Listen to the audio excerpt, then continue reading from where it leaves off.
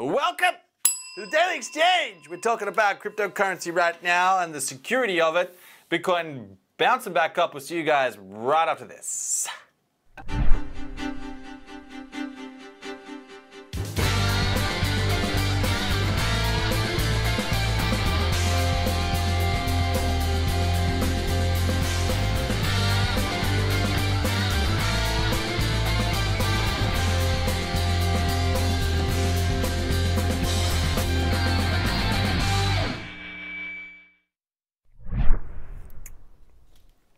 Cryptocurrency, guys, has bounced back up. Top 10 coins is looking at around double-digit growth. Cardano, Litecoin, Stellar, really on the charge. Verge, strangely, up 35%. That's a massive gain. Not sure exactly why. Zilliqa up 22%, a big pump there. We've got Tether up 1.37% as well. A bit of just sort of consolidation. Bit of people chilling out, everyone coming back. Welcome back, everyone. Welcome back to cryptocurrency. Tron up 30% as well overnight, and Bitcoin currently trading at $4,265 on Bitstamp. It is $4,224. Kraken is at 4,227 in terms of price. The Tether trade is about $100 difference. Kind of interesting. Ethereum up as well, particularly $122.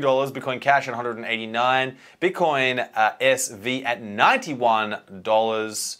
Litecoin at $34. Ripple at 39 cents. And EOS at $3.30. We've got some recent news that the Nasdaq is proceeding with the launch of its Bitcoin futures contract, which has been on the boil in the background, really.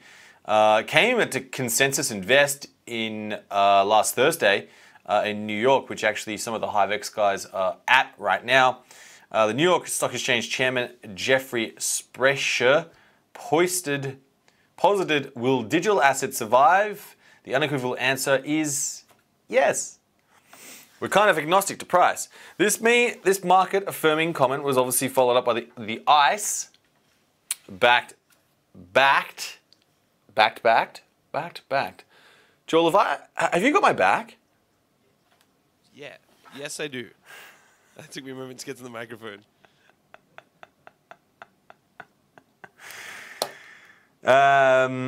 Backed futures contract will help Bitcoin traders establish a trusted price. Bitcoin now trades at different prices on different exchanges, many of which are unregulated, she said.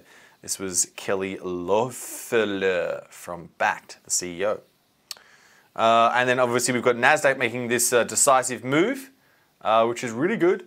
And the futures, the Nasdaq Bitcoin futures, when they get accepted, they will join the CBOE and the CME exchanges in offering the product.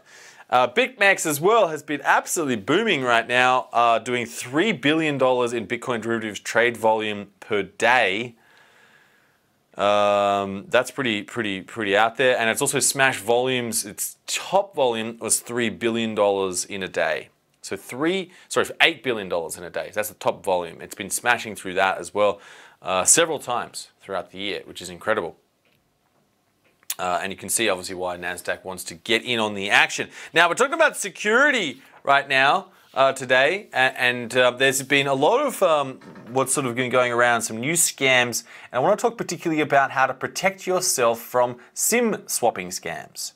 Now, what is a SIM swapping scam? A SIM swapping scam is when someone calls up the phone company and essentially pretends that they are you and asks for a reset of a number and maybe potentially to port it over to another number.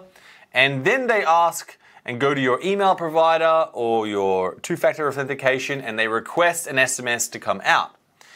This then allows people to basically gain access to your either your email or your exchange accounts or your Authy or whatever it may be that you have stored this you're using your phone and connecting that up with for SMSs. Now there's a massive warning coming out from the Santa Clara County District Attorney Office.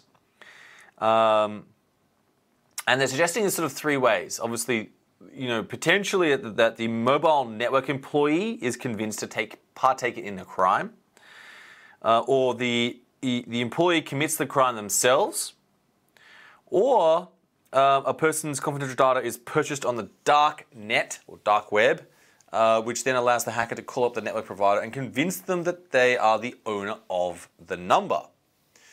Now, once you take someone's phone number, that is a very treacherous situation and something which you can do a lot of damage to that person with.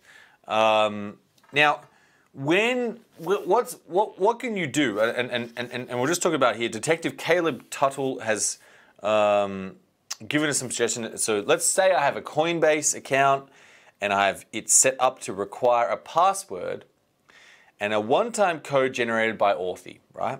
But my Gmail account tied to the Coinbase account doesn't use Authy and just uses SMS for two-factor authentication. Once I SIM swap that person, I can often also use that access to request a link via text message to reset the Gmail password, right? That is the key part here. And then set up Authy on the Gmail account using my device. Now I have access to your Coinbase account and can effectively lock you out of both and/or trade and use your Coinbase account.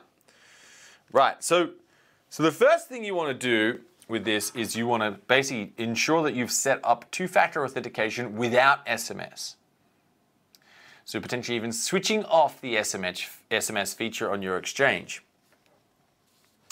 The other thing you might want to do, here is, Alison Nixon, she says, obviously it's not a foolproof way to do 2FA, but she says in most cases that we've seen, a sufficiently determined attacker can take over someone's online footprint. That's pretty intense. But here are some answers of what you can do. So remember, the centerpiece or the linchpin here, the part that's really vulnerable is your phone number, right? And people calling up the carrier, your carrier, and changing that phone number and the permissions there. So what you can do, now here are 4 things. 1, you can add a PIN to your SIM. So you can call up your carrier and say, hey, I want to add a PIN to my SIM. Vodafone in Europe and Verizon in the US currently do this. And the second thing you can do is you can contact your carrier and ask for other security measures. For example, setting up your PIN, or for people requesting you must log into your online account to verify that it's you, or whatever else is possible to protect yourself. I guess the additional security measures that this provides is that your carrier now knows not to switch you out. The third thing you can do is to use two-factor authentication, like obviously we talked about with Google Authenticator or Authy, rather than just SMS, right? So go in and change your authentication, switch off SMS, and make it your Google Authenticator, right? And obviously store that password somewhere super safe and don't connect it to your phone number, right? Because what's happening here is that everything is connecting back to your phone number. The fourth thing you want to do is to detangle yourself from your phone account, right? So this means using other measures to verify your identity, because mobile phone numbers were never intended to be used as identity mechanisms. And so, setting up other email addresses, private ones, there are a number of different private email and secure email providers that are out there. Like Proton Mail, I think is very good, protonmail.com. And get yourself basically off or detangled from your phone number. Now, there's a Californian-based task force as well called REACT that's been identified as one of, basically this whole issue has been identified as one of the biggest cybercrime issues right now they're facing. There's been obviously some attacks around this. One guy was actually robbed of $23.8 million of coins. It's really spicy, that really hurts. And another one, the REACT task force arrested a hacker responsible for $5 million worth of crypto theft across 40 different victims, right? So this is an issue. SIM swapping is an issue, and I suggest you take some action right now, guys, and avoid the downside that could potentially come from it. In other news, there's been, some fake Trezor One wallets going around, hardware wallets. Somehow thieves have been distributing one-to-one copies of their Trezor. Make sure you buy only, from the Trezor store itself. Do not buy second-hand Trezors. Please do not. It'll be installed with very nefarious code. Only buy from originals and or trusted resellers that have been set up with the actual company itself. And so there are ways of detecting some fakes. The first thing is through the price. If the device is sold on a third-party marketplace and is cheaper than what Trezor charge, then the odds are it's fake. Speaking of which, it's never a good idea to buy a Trezor wallet from anyone else, obviously. There are resellers out there, but that are trusted, and check their website, the original Trezor website or Ledger website, to make sure that they are the trusted party. And the other part is that the holographic tag that comes on the seal of the box will be broken, and there is obviously a new activation page for Trezors that's been uploaded, so you need to use that and make sure that it is activated and hasn't ever been used before. Yeah, definitely one of the things, guys, you want to watch out for is Trezor wallets and Trezors and ledgers and second-hand ones, and making sure that you keep your keys safe, but also make sure that you haven't got a fake one. In a statement, I think, Joel, we've got a statement here from Trezor. It says, always trust your device. It is offline and isolated from potential attacks. You should always look at your device for confirmation when you work with your recovery seed, and your computer should never require the use of the recovery seed without your device requesting it. So there's pretty much no reason why you should ever do that. Never enter your recovery seed online in a straight sequence. Do not disclose the order of the words. And lastly, when accessing Trezor wallet, make sure the URL is correct with an HTTPS at the front with an S, wallet.trezor.io, or beta-wallet.trezor.io. Bookmark it so that you avoid potential mistakes and, misspellings. There was another compromised attack on BitPay with their CoPay. Essentially, the users have been updating their software to the 5.2.0, and then the user then advised to move all their funds to a new wallet. BitPay say that that can be another BitPay wallet or a new wallet altogether if you're feeling unsure, right? So you can log in and actually change this right now. Don't use a recovery phrase or anything else from the compromised version. This is what they're suggesting to do right now.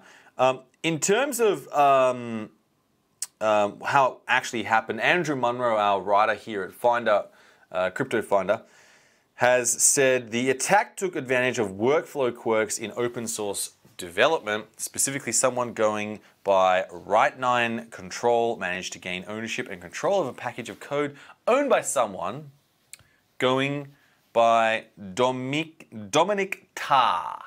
Dominic Ta. Do you think it's all combined as one word there, Joel? Yeah. Dominic Ta. I like that. Dominic Ta. They simply asked to take over, and because Dominic Ta wasn't doing anything with it, wasn't getting anything from it, and didn't really care for anyone, he handed it over, no questions asked. Obviously, the package of code fed into a whole series of other libraries called Event Stream, downloaded from about 2 million times per week and used by institutions around the world, including Fortune 500 companies. Obviously, in the interest of fairness, guys, it's worth emphasizing that most Event Stream users might have been similarly vulnerable to this kind of attack. However, this attack seems to have been specifically intended to single out CoPay wallets. Not sure why. as a rich target due to their relative popularity. So very interesting. And you can read all about it, guys, on Finder.